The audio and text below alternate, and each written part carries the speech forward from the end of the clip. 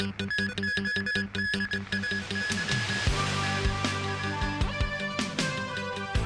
subsidy scheme aims at reducing poverty rate.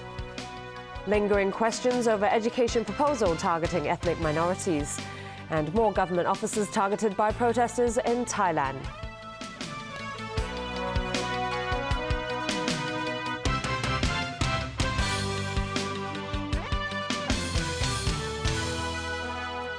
Hello and a very good evening. The government has unveiled details of its new $3 billion subsidy scheme for low-income working families, which was announced by the chief executive during his policy address yesterday.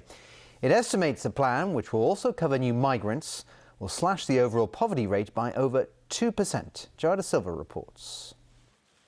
The plan aims to benefit 710,000 people from low-income working families not covered by the comprehensive Social Security Assistance Scheme.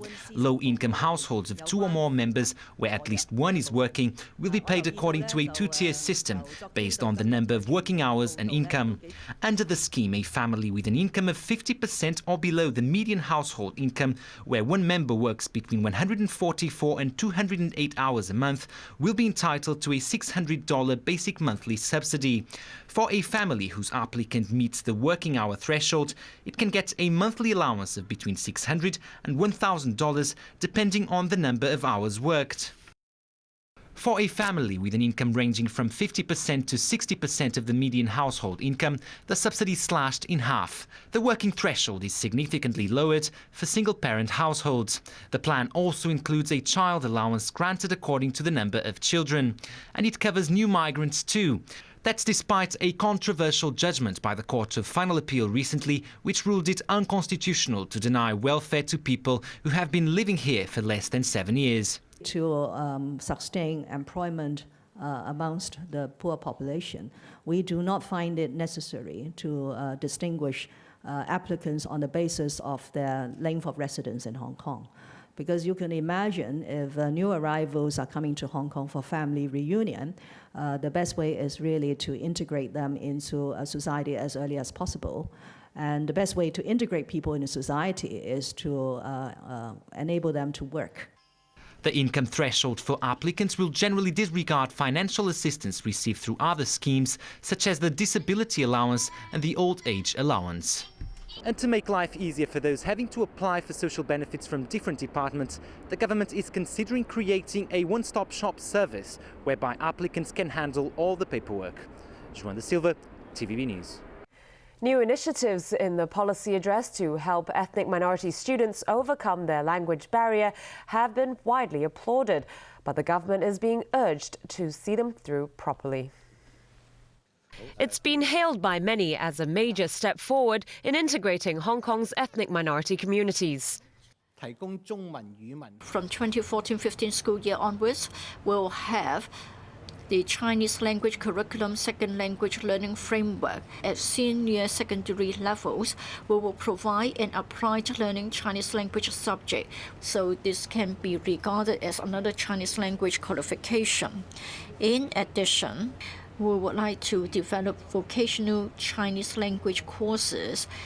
But with less than 9 months before the new school year begins, an ethnic minority rights group is asking for more details. Unison today praised the government for the new initiatives, but pointed out the only way of making this plan work is proper planning and support for teachers. If you have a formal curriculum which is firmly established, if you have corresponding, coordinated teaching material as well as teacher training, as well as benchmark, as well as assessment, then the support they are given will actually allow them to achieve the purpose. Sounds like a lot to be done, but Ng says it's not an impossible task. She called on the government to set up a Chinese as a second language centre and an independent advisory group, saying they can pool together experience and expertise from other countries. So what is lacking is neither the money, nor the expertise, nor the experience, nor the will among some fair-minded people. It is the government's will. Facing legislators this morning, Leung Chun-ying insisted that his administration has the will, but he also called on ethnic minority groups to take an active role. There are certain obstacles that they face on a day-to-day basis that can be dealt with through the initiatives on the part of the government and also the work of many community organizations out there. I hope members of the ethnic minority groups will be forthcoming to work with government to allow, for example, their children to learn better Chinese. Tackling a shortage of housing has been one of the main policy goals of the Leung Chun-ying government. And there's been a positive reaction to what the chief executive pledged he would do to meet this challenge. Amid the mad scramble for housing supply, there is land being left idle because property developers have refused to pay land premiums set by the Lands Department. At the question and answer session at LegCo this morning, the chief executive was lauded for a new pilot scheme which will allow third-party arbitrations on land premium levels. It is important for the development industry to be forthcoming, to actually initiate the modification application process, because the government can't initiate the process for developers. And if the two sides cannot come eye to eye on the question of the level of premium payable, then we use arbitrators to determine that figure.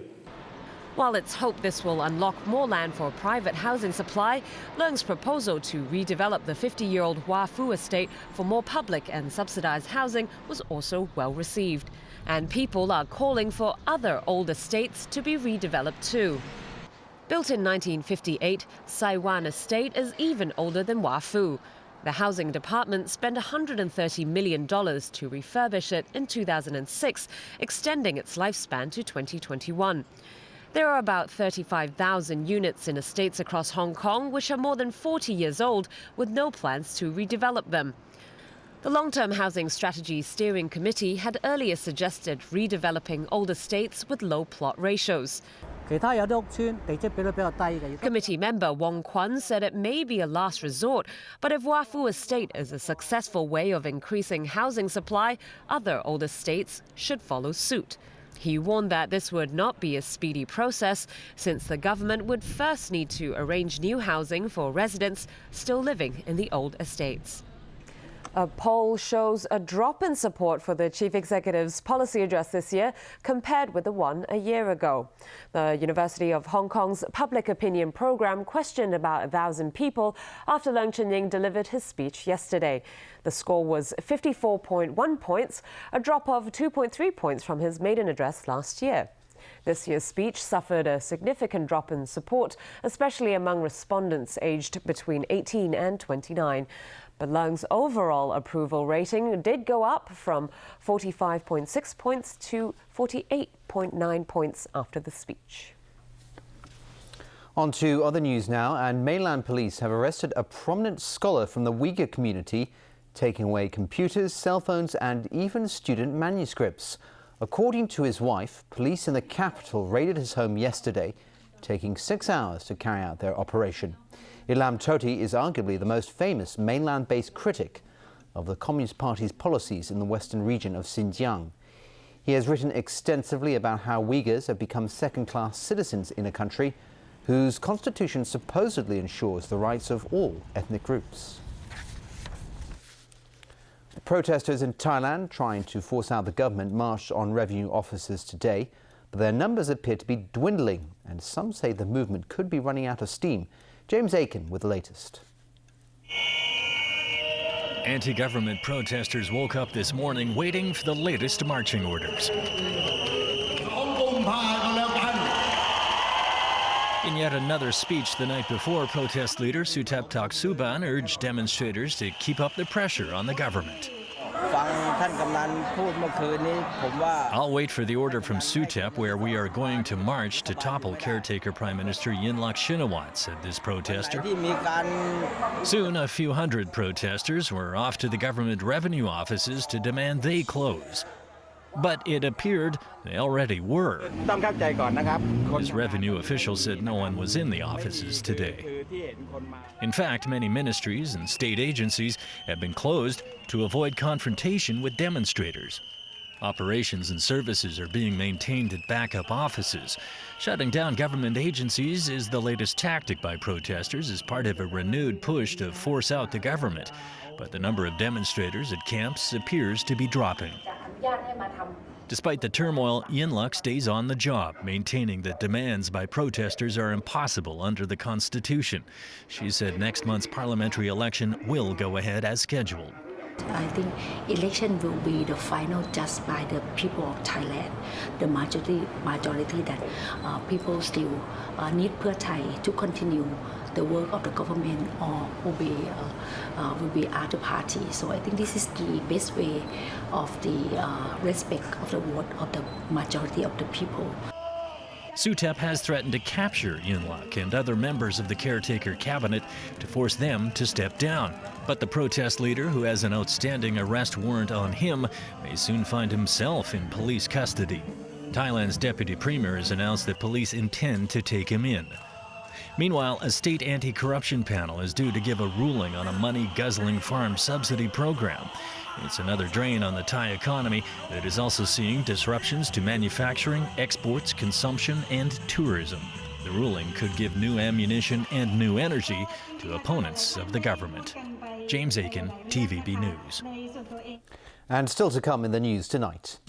Prostitution ring in Yuen Long uses vacant shops at a mall. Protests against abuse of Indonesian domestic helper.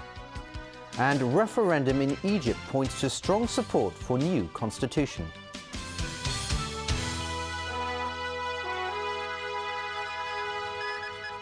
Monster parent?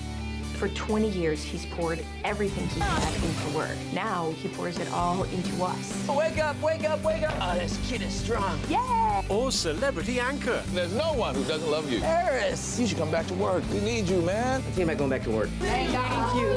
Michael J. Fox picks the obvious choice. When they show you in slow motion, you're either dead or under indictment. Starting Sunday, The Michael J. Fox Show at 8 on Pearl. I must be the one to kill Harry Potter.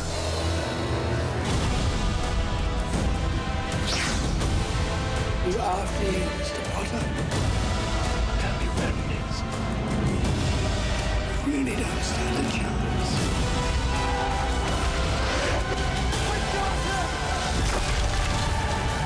Help me! Saturday night, Harry Potter and the Deathly Hallows, Part 1 on Pearl. Why this watch? This watch has witnessed the magic of Melbourne, the promise of a new season, and a Grand Slam's most ardent fans. It's seen a national hero become a legend.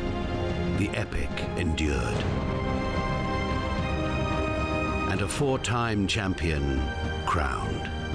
It doesn't just tell time, it tells history. Eating dinner here will quickly go off the rails. Check out the International Convention of Noodle Slurpers. Plus, robot servers that deliver dinner and dance. Tonight, world's weirdest restaurants at 9:30 on Pearl.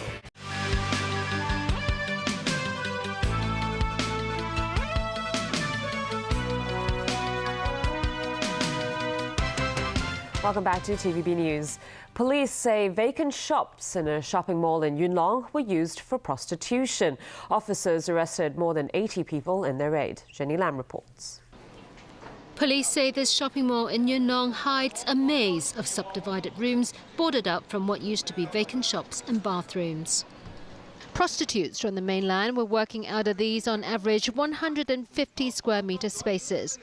Mahjong sets and alcohol were some of the evidence collected during the police raid. The gang is said to have run a prostitution and drug trafficking racket in the northern New Territories. Police believe the syndicate had been selling alcohol without a license and running illegal gambling activities as well. Undercover officers began infiltrating the gang last year. They found that gang members have been organising and controlling women from the mainland to come to Hong Kong to work as prostitutes. Chief Inspector Law Kwok Hoi of the New Territories North Regional Crime Unit says customers were given